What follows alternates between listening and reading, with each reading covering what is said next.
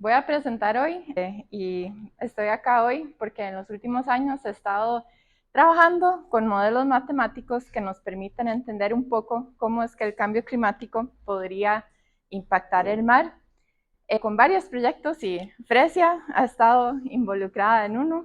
En uno nos centramos más en todas las áreas marinas protegidas del mar. En este nos enfocamos más en el Parque Nacional de la Isla del Coco y en Bicentenario.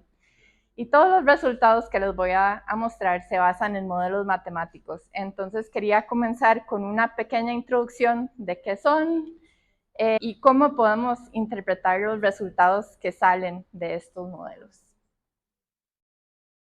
Entonces, comenzando, ¿qué es un modelo? Es una representación sencilla de la realidad. Entonces acá Christopher hace un modelo del mar. Ese es un modelo. Entonces jamás van a incluir exactamente todos los detalles, todos los componentes de un sistema, pero representan la generalidad y lo importante de los modelos es que nos pueden ayudar a tomar decisiones.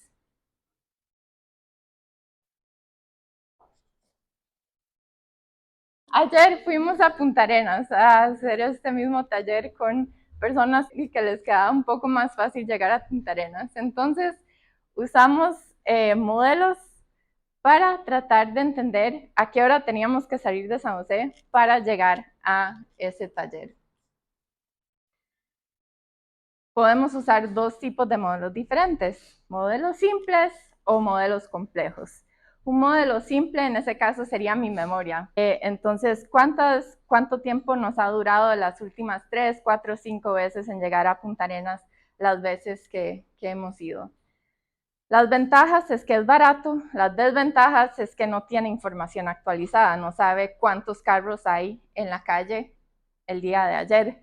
Entonces, habían como 100 kilómetros, 46 kilómetros por hora, uno asume, llegamos en 132 minutos, ok, ya nos da una idea un poco mejor de a qué hora tenemos que salir.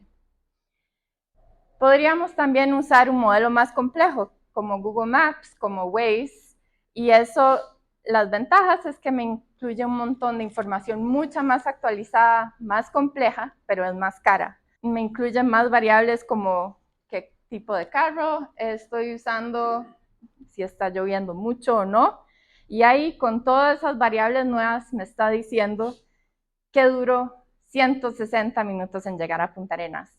Yo ya sé que jamás me va a durar 132 o 160 minutos exactamente en llegar a Punta Arenas, pero me ayudan a saber a qué horas tengo que salir para llegar a tiempo al taller, porque es muy importante, tenemos que preparar antes, entonces salimos a las 5 de la mañana para llegar a las 8:30.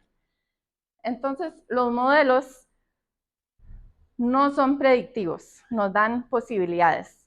Cuando yo digo en el 2050, esta va a ser la biomasa que proyecta un modelo es de tanto, no es que pueda agarrar eso y hacer una evaluación de stock para manejo pesquero de aquí a 2050.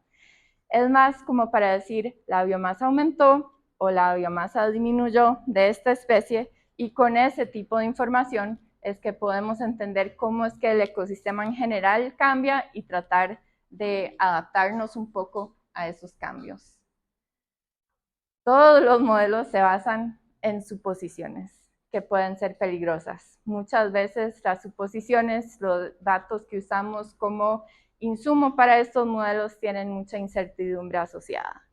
Algunos ejemplos de insumos son la mortalidad natural, la supervivencia, los modelos climáticos en sí van a tener mucha incertidumbre. Entonces tenemos que tomar en cuenta esta incertidumbre, pero y al mismo tiempo la colecta de información más específica, la toma de datos como esta boya maravillosa que están poniendo en la isla del Coco, ayudan a corregir todo ese tipo de información, a corregir los modelos y a mejorar la calidad de mis datos y la confianza que puedo tener en los resultados de los modelos. Diciendo esto, Todos los modelos están equivocados, pero algunos son útiles, los podemos usar para tomar decisiones, ver opciones, posibilidades de cómo se vería un futuro bajo diferentes escenarios para ver hacia qué escenario le apuntamos, en qué escenario queremos vivir. Pero podemos tener la mejor calidad de datos del mundo, siempre van a haber sorpresas. Está lo que sabemos y está lo que no sabemos, que no ni siquiera incluimos en el modelo, son sorpresas, y con cambio climático ese tipo de sorpresas va a ser mucho más frecuente, mucho más común. Entonces, también tomar eso en cuenta. Voy a presentar los resultados de compresión vertical de hábitat pelágico, y son un montón de palabras. ¿Qué significa? Vamos a hablar un poco acerca de eso. Es importante hablar acerca de la compresión vertical del hábitat pelágico en la isla del Coco, en Bicentenario, porque vivimos en una zona en donde hay una zona de mínimo oxígeno muy cerca de la superficie, con aguas con muy poco oxígeno, en donde los atunes, los tiburones, los picudos no pueden atravesar y quedarse ahí por muchísimo tiempo. Pueden ir a buscar presas, a hacer buceos, pero siempre tienen que regresar a la superficie con mucho oxígeno para reoxigenarse y para poder sobrevivir. Lo que hacen estas zonas de mínimo oxígeno es que comprimen el hábitat o minimizan la profundidad máxima que pueden alcanzar las especies, cualquier pez. La mayoría de los peces necesita bastante oxígeno para vivir. Más bien, para vivir en la zona de mínimo oxígeno se tienen que tener adaptaciones muy especiales. Entonces, en la isla del Coco, en Bicentenario, en Coiba específicamente, ahí es donde la compresión es mayor. La zona de mínimo oxígeno es bastante somera, y entonces los tiburones van a vivir en un hábitat muchísimo más estrecho. Pero les gusta este hábitat más estrecho. Están presentes en una densidad mayor porque tienen menos hábitat, pero también sus presas. Entonces es más fácil agarrar estas presas porque están presentes en una densidad más alta. Con cambio climático, lo que sucede también es que se está calentando la superficie. Entonces muchas aguas superficiales se van a volver demasiado calientes. Ya no es posible que esas especies habiten estas zonas más superficiales. Entonces, bajo cambio climático, la zona de mínimo oxígeno se expande, se pierde hábitat superficial por el calentamiento y se hace más pequeño, más estrecho esta zona de hábitat viable que pueden habitar tiburones, rayas, sus presas. Y por supuesto, los pescadores ya se dieron cuenta de todo esto. Si es más fácil para un tiburón capturar un pez en estas zonas porque hay una alta densidad, pues también es mucho más fácil para un pescador capturar una mayor cantidad de atunes en esta zona de compresión. Entonces, todas estas zonas de compresión pueden considerarse como zonas de buena pesca. Pueden agarrar más atunes con una menor cantidad de esfuerzo porque están presentes en una densidad más alta. Y si no tomamos esto en cuenta a la hora de manejar las pesquerías, es muchísimo más fácil sobreexplotar los recursos, y porque no estamos considerando lo fácil que es agarrar todos los peces. Y también, al mismo tiempo, el tamaño de la población puede disminuirse, pero porque están presentes en una alta densidad, no nos damos cuenta. Es tan fácil agarrarlos que no nos damos cuenta que la población está disminuyendo. Estas zonas de mínimo oxígeno son dinámicas. Cambian de mes a mes, de estación en estación, de año a año y entre el niño y la niña. Esta es la termoclina. Por debajo de la termoclina tenemos la zona de mínimo oxígeno. Durante el niño, el afloramiento, la intensidad del afloramiento disminuye. Entonces, la zona de mínimo oxígeno se vuelve más profunda y más bien hay una expansión de hábitat vertical.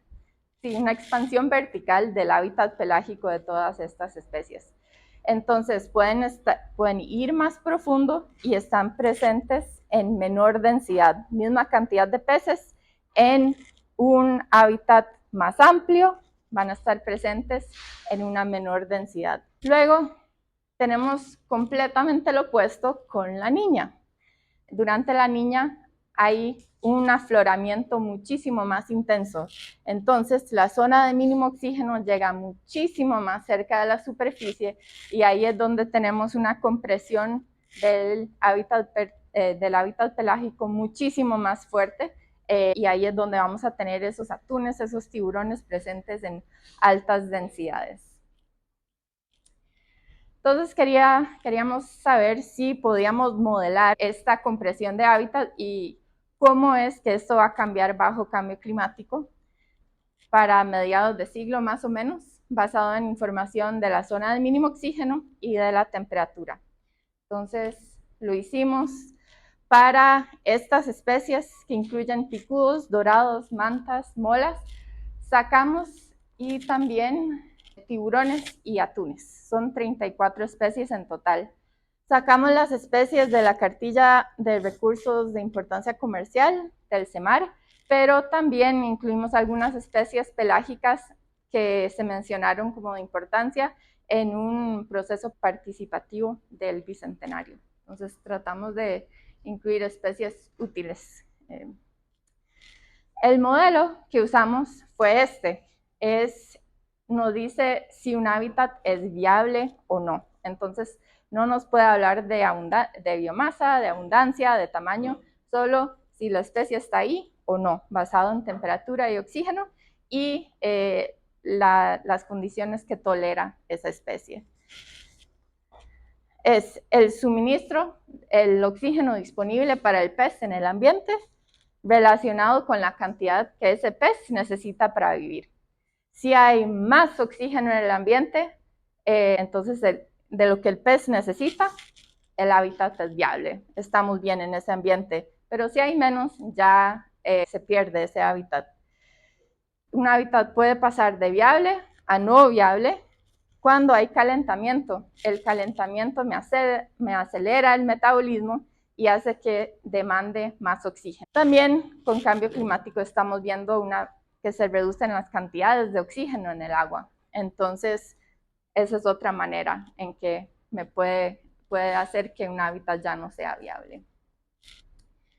Voy a comenzar presentando los resultados para pérdida de hábitat superficial que uno esperaría que sea causado principalmente por aumentos en la temperatura.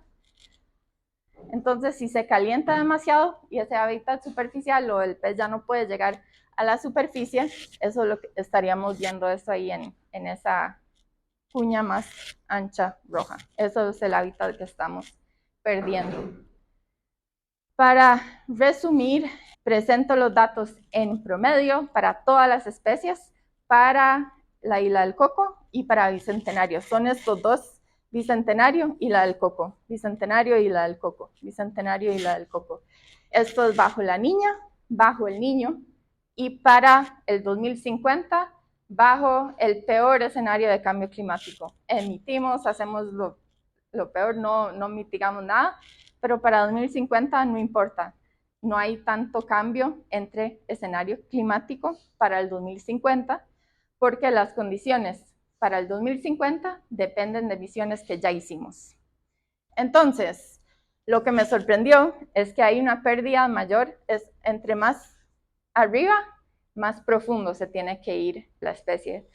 Entonces, hay una pérdida mayor para las especies de hábitat superficial, se tienen que ir más profundo durante la niña que durante el niño y algo intermedio bajo cambio climático. Me pareció, durante la niña es más frío, ¿verdad? Pero seguro es por el oxígeno, porque también hay afloramiento más intenso, trae esas aguas con menos oxígeno, más frías a la superficie. Entonces vean, hasta en esas aguas de la pura superficie tenemos que tomar en cuenta el oxígeno para saber si un hábitat es viable o no, que a mí me sorprendió.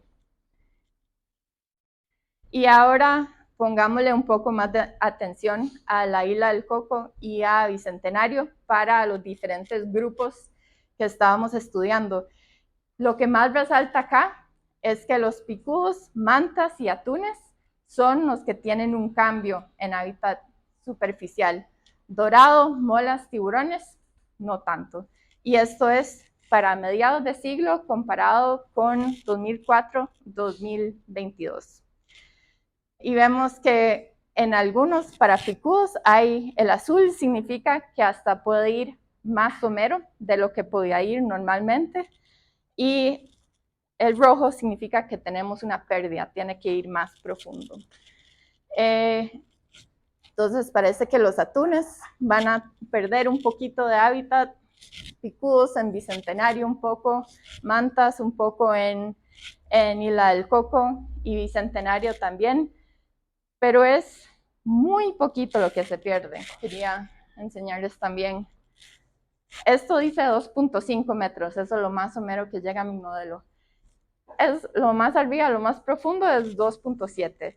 Entonces es una pérdida apenas el máximo, que es Malpelo, llega a una pérdida en promedio de 20 centímetros. Pero esto es presencia y ausencia. También las condiciones pueden irse empeorando, afectando la abundancia de las especies antes de que ya no sea viable para esas especies. Pero también tomando en cuenta que algunas especies son resilientes, algunas no. Entonces depende del lugar, depende de la especie. ¿Cómo puede afectar esta pérdida de hábitat superficial? Pues Fabio y estábamos analizando datos de censos visuales y datos de tiburones, avistamientos de tiburones y rayas en submarinos. Tuvimos la oportunidad de comparar las tendencias de estas especies en la superficie. Esta es la superficie de 0 a 40 metros con censos visuales. Estas son tendencias de cómo ha ido aumentando la abundancia de estas especies entre 1990 y el 2015. Luego, en analizamos las tendencias, cambios en avistamientos con submarinos, pero entre 50 y 100 metros y 300 y 400 metros. Entonces, vean, si solo tomamos en cuenta las tendencias de aguas superficiales, podríamos concluir que todas estas especies, las poblaciones están disminuyendo y que, aunque la isla del Coco está protegiendo, no está teniendo un efecto sobre las poblaciones de estas especies. Pero en realidad lo que podría estar pasando es que por el calentamiento o por la zona de mínimo oxígeno, la abundancia más bien está aumentando en aguas más profundas. Las distribuciones de estas especies están desplazándose hacia aguas más profundas. Entonces puede ser que el tamaño de la población no esté cambiando tanto, solo que las aguas superficiales se están volviendo menos ideales para estas especies. Y bueno, tenemos a las mobulas, que más bien les gusta la superficie, y al tiburón tigre, que en todo lado está muy feliz. Y yo me pregunto también, la capa superficial es donde hay más luz, hay más productividad primaria, tal vez hay más comida, es un lugar que sí, muy importante.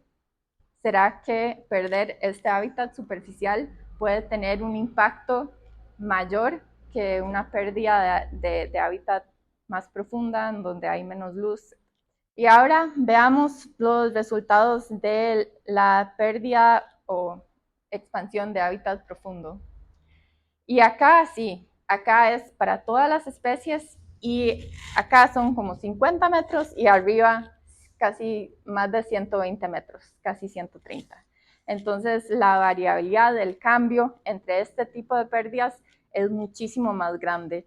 Se da para todas las especies.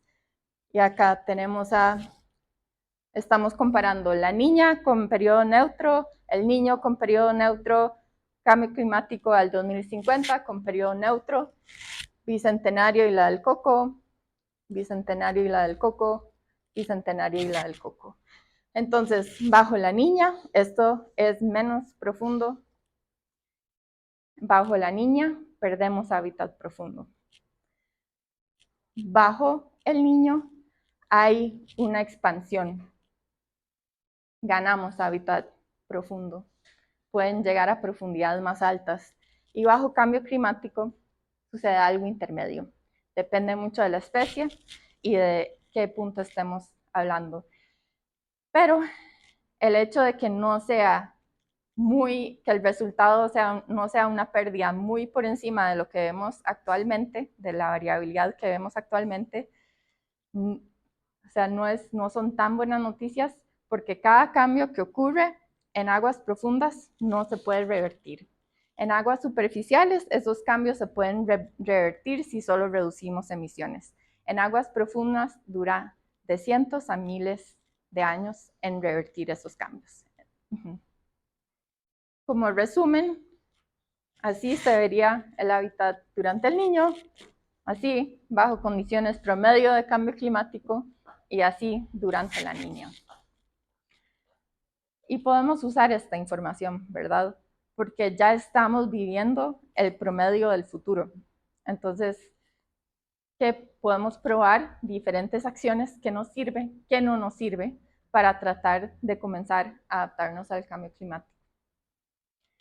Acá lo que estoy presentando son cambios en profundidad máxima para mediados de siglo comparado con profundidades máximas en la actualidad, 2004-2022, para picudos, dorados, mantas, bolas, tiburones, atunes.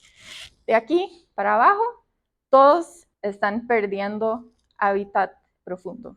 Las profundidades máximas que pueden alcanzar llegan menos profundos.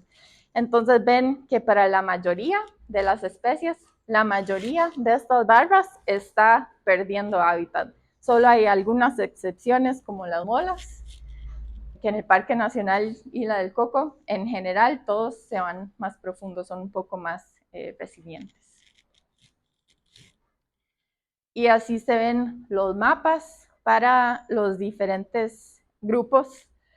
Estos mapas lo que nos enseñan es el cambio en la profundidad máxima para mediados de siglo bajo cambio climático comparando con la actualidad. Entonces, dorado, mobulas o mantas parece que son los que pierden más hábitat, porque en rojo perdemos hábitat profundo, azul ganamos un poco, y tenemos que las molas y los tiburones son un poco más resilientes y vean los patrones interesantes que cambian de acuerdo a los grupos. Acá parece ser que o se profundiza o se pierde menos hábitat o hasta se gana ahí alrededor del domo térmico.